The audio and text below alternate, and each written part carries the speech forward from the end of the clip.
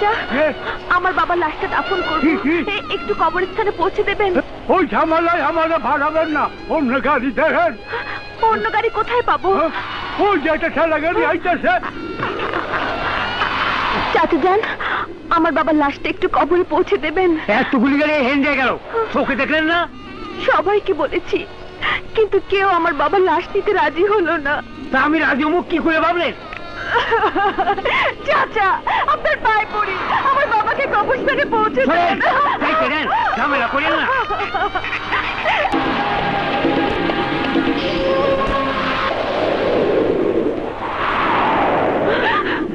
ভাইজান, ভাইজান, আমার বাবার কবরটা কেটে দিন না। ভাইজান, আমার বাবার লাশটা দাফন করার ব্যবস্থা করুন।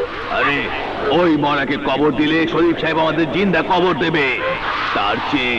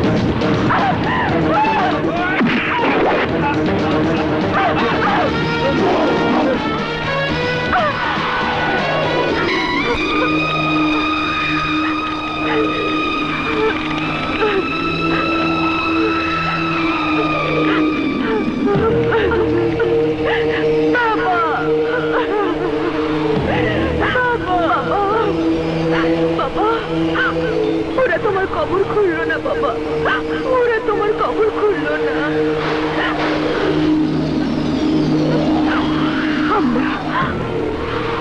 আমরা তোমার কবর খুঁড়বো বাবা।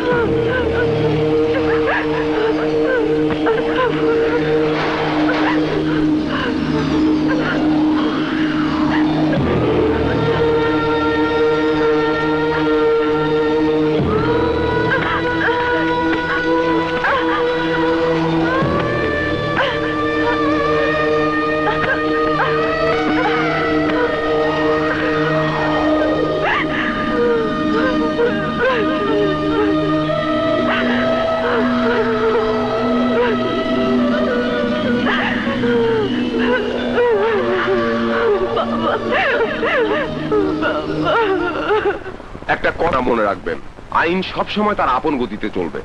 শরীফ সাহেব যদি অন্যায় করেই থাকে তার বিচার করবে আদালত। আমরা আইনের সেবক মাত্র। আপনারা যদি আইনের সেবকই হন, তাহলে আমার বাবার হত্যার বিচার কেন হবে না? অবশ্যই হবে। কবে হবে বলুন, কবে হবে? 1 মাস, 2 মাস, 1 বছর, 10 বছর, গড নোজ, আমরা বলতে পারি না। আমার বাবার মৃত্যুর জন্য আপনাদের মুভ করা উচিত। এই বিষয়ে আমরা কিছুই করতে পারবো না। আমার বাবার হত্যার বিচার আপনি কিছুই করতে পারবেন না? শরীফের বিরুদ্ধে আমরা কিছুই করতে পারবো না। আপনাকে অবশ্যই করতে হবে, অবশ্যই করতে হবে। আমার বাবার মৃত্যুর বিচার আপনাদেরই করতে হবে, আপনাদেরই করতে হবে। আসলে আমাদের কিছুই করার নেই। এই যে পেপার দেখছেন, এতে যা লেখা আছে তা বিশেষ মহলের স্বার্থের কথাই লেখা আছে। শরীফ চৌধুরীর বিরুদ্ধে আমরা কোনো কথাই লিখতে পারি না। কেন পারবেন না? অবশ্যই পারবেন, আপনারা কাপুরুষ। কোথাও তোমার খুনের বিচার পেলাম না বাবা। এদেশে আইন আছে শুধু কাগজে কলমে, আইনের কোনো প্রয়োগ নেই। আইনকে সব সন্ত্রাসীরা মেরে দাফন করে দিয়েছে। সাক্ষী প্রমাণে আইনের হাত বন্ধ, কিন্তু আমাদের হাত বন্ধ না বাবা। জানো, আমরা তোমার হত্যার প্রতিশোধ নেব।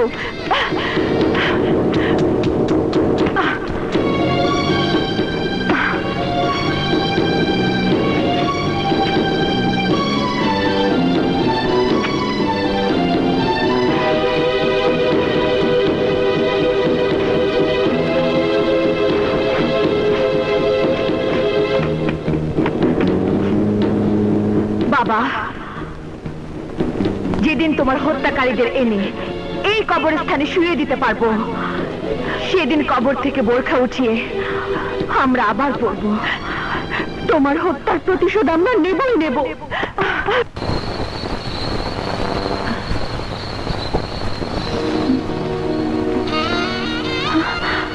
কে? আমি। তুমি এখানে? তুমি একা তো, তাই।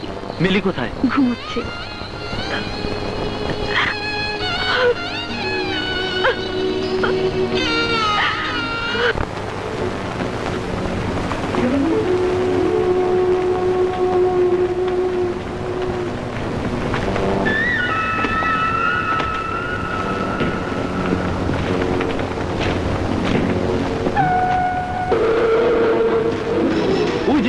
ওই যে মাঙ্গের পোড়া।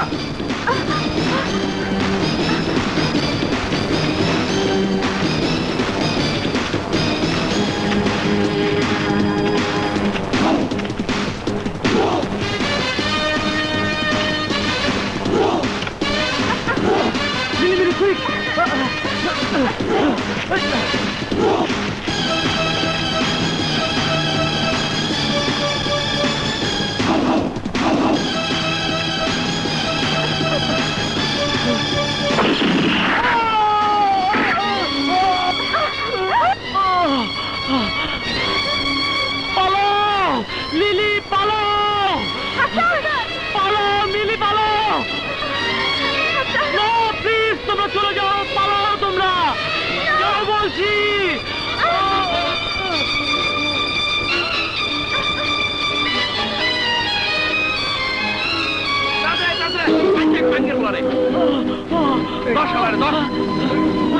চল মিলি, চল।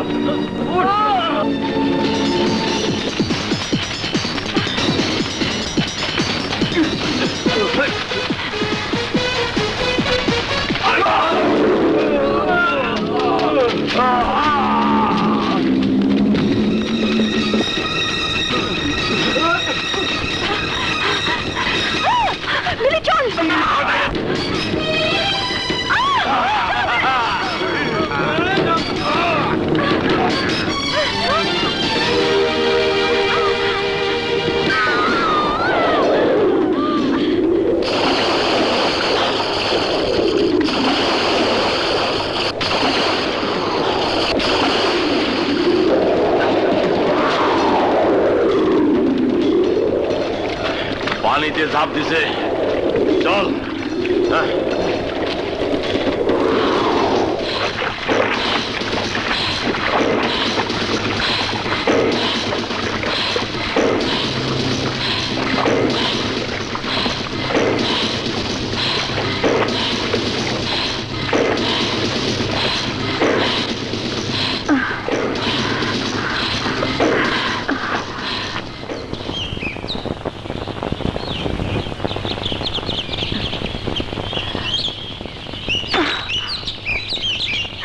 নে, থ্যাংক ইউ।